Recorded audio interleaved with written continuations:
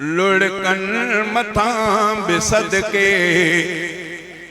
महबूब मां जे लुढ़कन मथां बि सदके अरफात जी दुआ ऐं सुॾकन मथां बि सदके अरफात जी दुआ ऐं सुॾकन मथां बि सदके महबूब मां जे लुढ़कन मथां बि सदके अरफात जी दुआ ऐं सुॾकन मथां बि सदके ताइफ़ जे शहर वारनि केॾो ज़ुल्म कयो रत सां जिस्म अव्हांजो रंगीन थी पियो उन पाक रत जे प्यारा क़तरनि मथां बि सदके अरफात जी दुआ ऐं सुॾकन मथां बि सदके महबूब मां जे लुढ़कन मथां बि सदके अरफात जी दुआ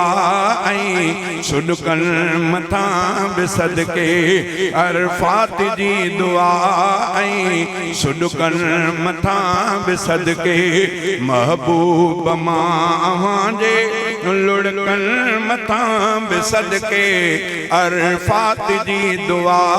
ऐं सुॾकन मथां बि सदके अरफात जी दुआ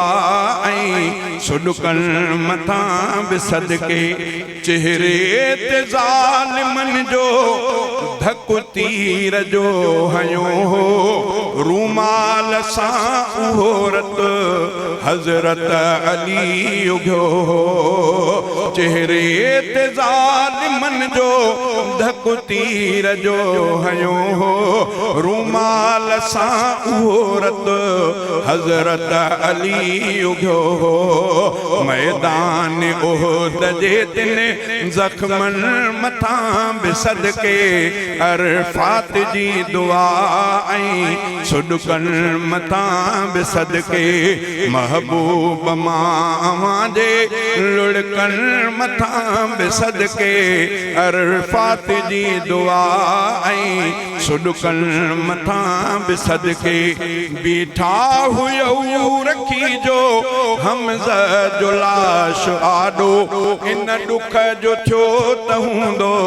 फलकन मथां पढ़ाॾो बीठा हुयो रखी जो हमज़ा जो लाश आॾो इन ॾुख जो थियो त हूंदो फलकन मथां पढ़ाॾो सिर साहु मुंहिंजो एॾनि सदमनि मथां बि सदके अरफात जी दुआ ऐं सुॾकन मथां बि सदके हिक पास शान एॾो फलकन मथां घुमो पिया हिक पास शान एॾो फलकन मथां घुमो पिया ऐं ॿिए तरफ़ तॾे ते सारी उमिरि सुम्हो पिया ऐं ॿिए तरफ़ तॾे ते सारी उमिरि सुम्हो पिया रहमत जितने रुमोज़न राज़न मथां बि सदके अरफात जी दुआ ऐं सुॾकन मथां बि सदके नालो मिठो मुहम्मद सल्लल्लाहु अलैहि वसल्लम नालो मिठो मुहम्मद जंहिं शेर में लिखियो वियो कंहिं धुन में शेर ॻाए स्टेज ते चयो वियो हसनी मशाइरीअ जे इन फन मथां बि सदके अरफात जी दुआ ऐं सुॾकन मथां बि सदके हज़रत रसूल जायो सिंगार थी वयो पो हज़रत रसूल जायो सिंगार थी वयो पो खुशहाल ही समूरो संसार थी वयो पो खुशहाल ही समूरो संसार थी वयो पो हर हंध खिदा हुई ऐं मौसम हुई विञायल गुल फुल सड़न पया ऐं धरती हुई विञायल हर हंध खिदा हुई ऐं मौसम हुई विञायल गुल फुल सड़न पया ऐं धरती हुई विञायल आयो ककर थी रहमत खदकार थी वयो तो आयो ककर थी रहमत खदकार थी वयो पो खुशहाल ही समूरो संसार थी वयो पो हजरत रसूल जायो सिंगार थी वयो पो खुशहाल ही समूरो संसार थी वयो पो कारा ककर कुफर जा छायल होया दुनिया में रब सां शरीक के ठायल होया दुनिया में कारा ककर कुफर जा छायल होया दुनिया में रब सां शरीक के ठायल होया दुनिया में उत शिरक ऐं कुफर भी